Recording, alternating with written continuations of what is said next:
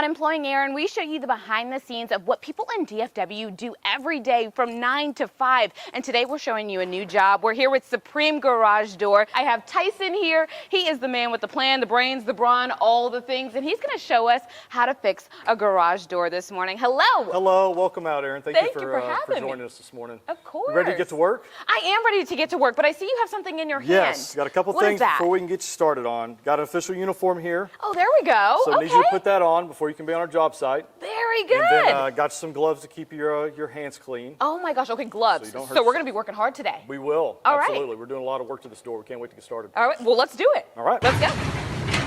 All right, Aaron, we're in the garage. You've got your uniform on. I do we're ready indeed. to get to work. I'm ready to go. Okay, Let's so get let me started. ask you, because there's so many misconceptions that go into your garage, specifically wanting to do it yourself. Tell us maybe why that's not the best idea. The best idea, I mean, the spring line itself and a lot of the major components that can go wrong with a garage door, even our trained garage door professionals that have been doing this for a long time still will hurt themselves every now and again if they're just not careful enough. Right? What really sets you guys apart when we talked a little bit was the fact that they make springs, you guys, but it's American made and it is Texas made, and you guys basically have full control over quality because you make them in-house. Yes, we're very proud of that.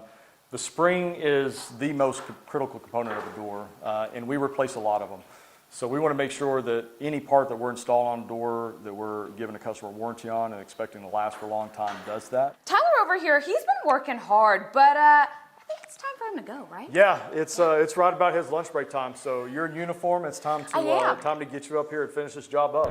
Here we go. I'm up here. All right, so we have to stick a tool in this hole, and we have to wind this spring up about 7 full turns. Okay. So grab a tool and let's get after it. All right.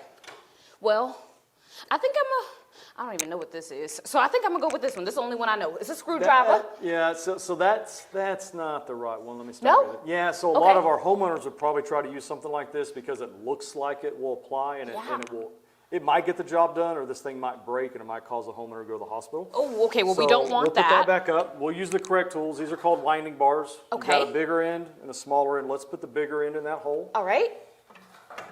There we go. And let's put the big end in that hole down here. In the second hole? Yep. And go ahead and the bottom bar you have, push that one up and take the top bar out. Okay.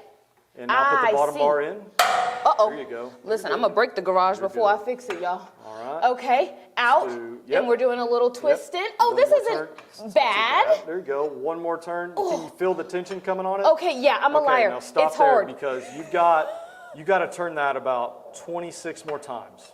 26? Yeah. Where's Tyler? He's coming back from lunch. Yeah, I'm about to say, let's let him get this call finished him. up, Yeah, but don't undo my work now because I did fix it. Okay, I'm going to hold it right here until Tyler gets back. You stay. I'll go look for Tyler. Fair enough. Don't move. Oh, thank goodness. Tyson, I found him. He's here. He's going to help us.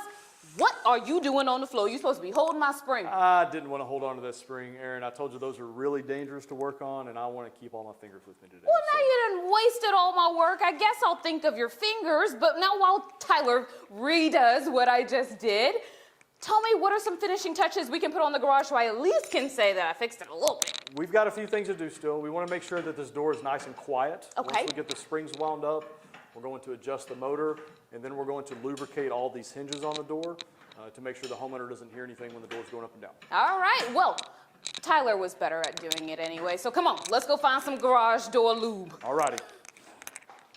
Okay, so while I lubricate this, tell me why it's important to even spray this lubricant on there.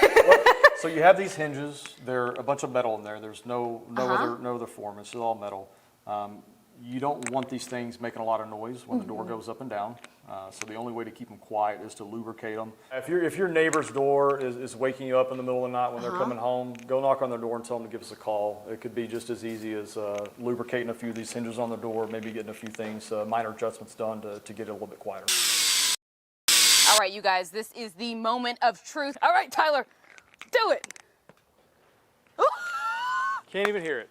Nice and quiet. You can't even hear it. We got action, people.